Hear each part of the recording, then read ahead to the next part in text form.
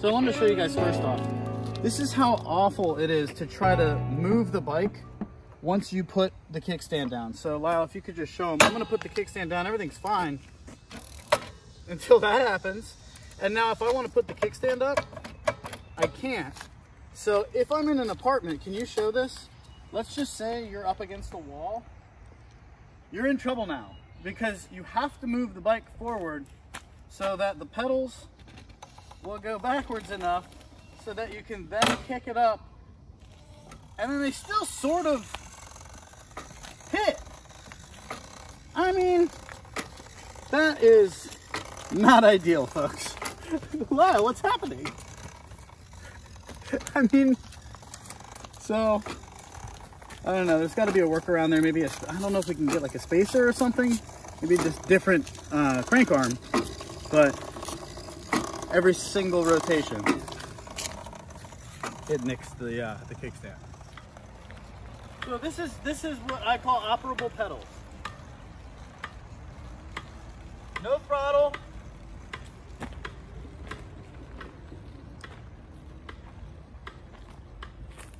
You know, if I had to, I could. We're going to start with the assembly. So if you're going to do this, first of all, I want you to make sure that you install it in a 12-to-6 pattern. So I feel stupid saying this, but I installed one here that's like basically perpendicular to the ground.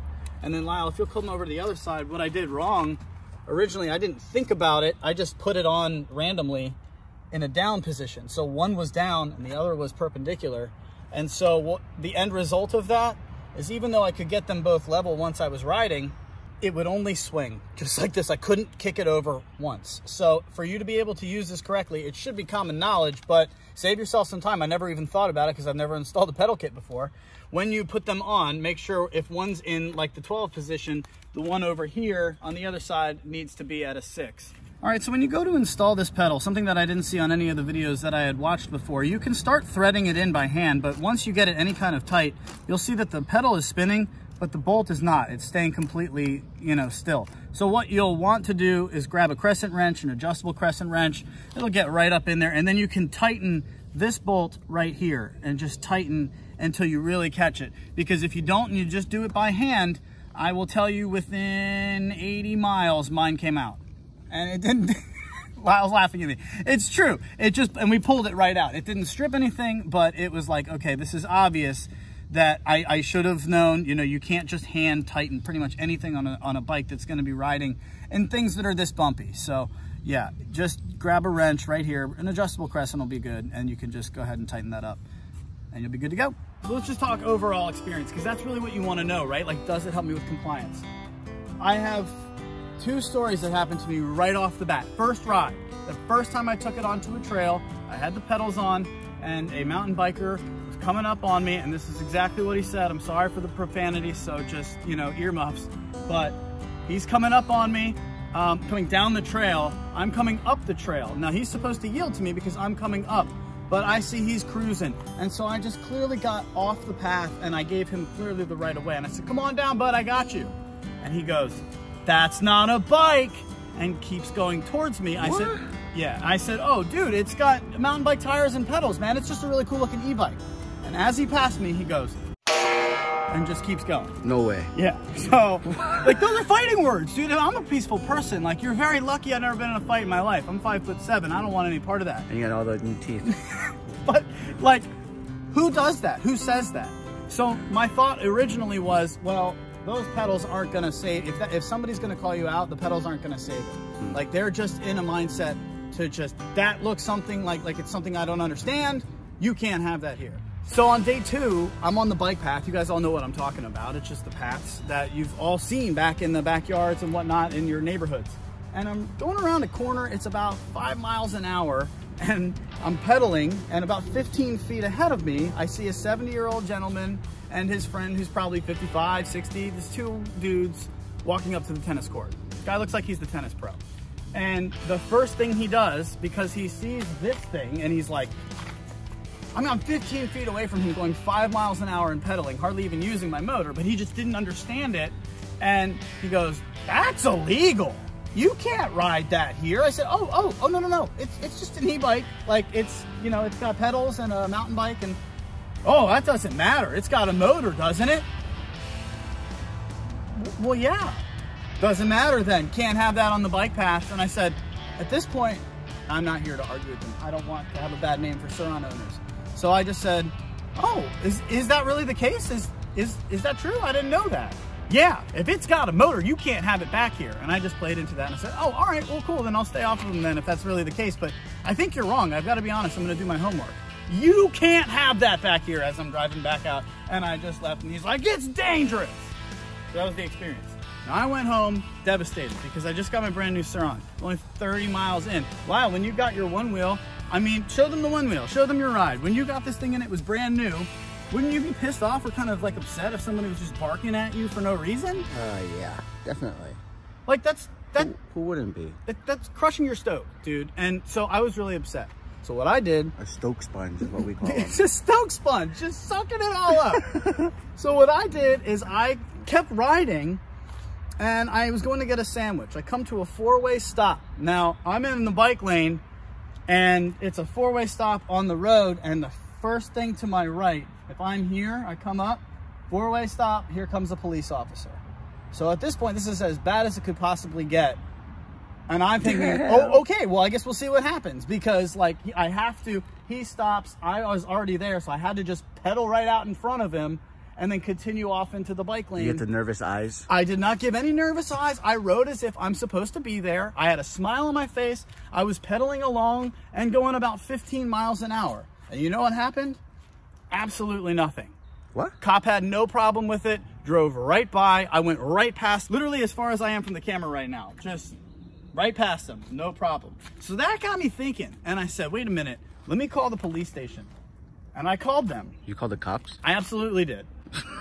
I said, hey, listen, man, I got this really cool e-bike, and I just wanted to, like, should I register it? Like, I just got yelled at for riding on the paths. Like, what's happening? Long story short, you can absolutely, in Virginia, now this is not, I don't know what your laws are, but this is why you should absolutely look up your laws. As long as it's under 1,000 watts, has operable pedals, and is under 25 miles an hour, which all of that is if you keep it in EP mode, you're absolutely 100% allowed on trails. E-bikes are allowed on trails. One wheels are allowed on trails. You're allowed to have, you know, electric things, motors, electric motors on trails.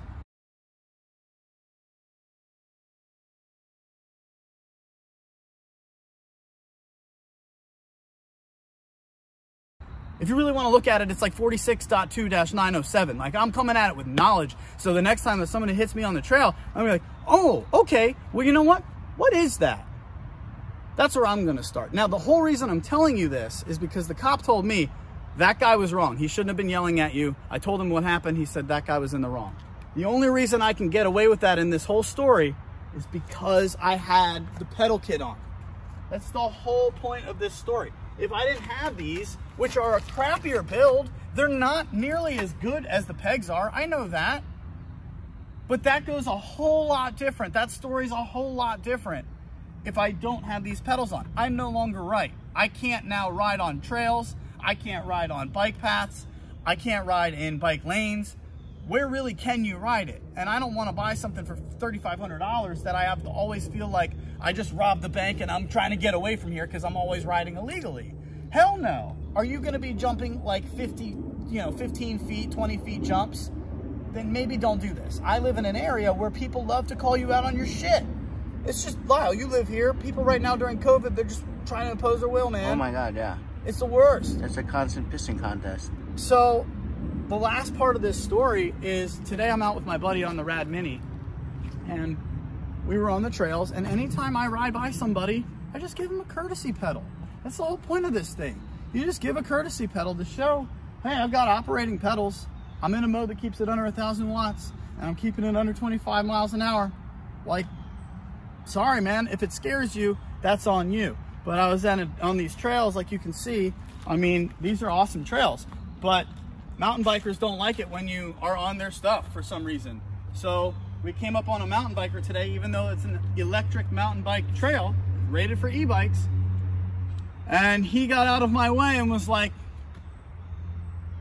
just like that. I said, oh, no, come on down, man. And he's like, no, come on up. Because all he wanted to see was, how are you going to do this? What are you doing here? What is that thing? Are you going to spin your tires? Does it have pedals? No, I didn't spin my tires. Yes, it has pedals. Get the hell out of here, man. And so, you know, that's what I'm thinking in my head. You know, so all I said was, oh, okay, cool, dude. I just pedaled a little bit while I got it up past him. And you know what he said to me? Absolutely nothing. He wanted to, but there's really not anything you can say. And the only reason I feel good about telling you guys this is because if you look back, which I did on the trails that I just rode, you can't see my tracks at all. I'm not doing anything to the trails. Now, all of this goes to hell if you're out there riding in sport mode on the trails, in sport mode on the bike path, then the pedal argument goes out the window. Sport mode basically is turbo, okay? It's a turbo booster for when no one's around, you just rip it, dude. And then you go back to normal. But when you want to ride 80% of the time around town and not get yelled at for it, those pedals do a phenomenal job of keeping people off of your ass and keeping the law on your side.